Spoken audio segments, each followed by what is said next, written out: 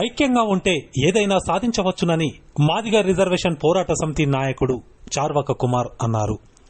సిద్దిపేట జిల్లా మెరుదొడ్డి మండల కేంద్రంలో మాదిగల డప్పు ప్రదర్శన కార్యక్రమాన్ని నిర్వహించారు.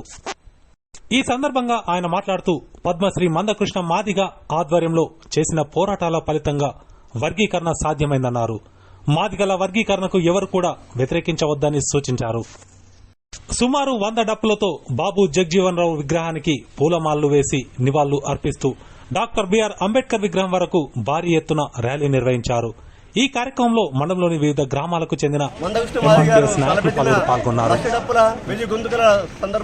ర్యాలీ సందర్భంగా అది క్యాన్సిల్ అయిన దాన్ని దృష్టిలో పెట్టుకుని ప్రతి మండలంలో ఉన్న మాదిగల ఐక్యత చాటి చెప్పడానికి వర్గీకరణ అమల్లో మళ్ళా రాష్ట్ర ప్రభుత్వం కానీ మిగతా ఏ ప్రభుత్వాలు చిత్తశుద్ధి చూపాలని ఆలోచనతోటి మాదిగలు ఎప్పుడైనా ఏకదాటిగా ఉంటారని ఆలోచనతోటి ప్రతి మండల్లో మాదిగలు తన సైన్యాన్ని తన బల ప్రదర్శించుకోవడానికి ఏకమై మా ప్రదర్శన కోసం అందరము ఒక ర్యాలీగా వెళ్ళి మా మాదిగ అమరవీరులకు నివాళులు అర్పిస్తూ ఇక్కడ బాబు జగ్జీవన్ రావుకు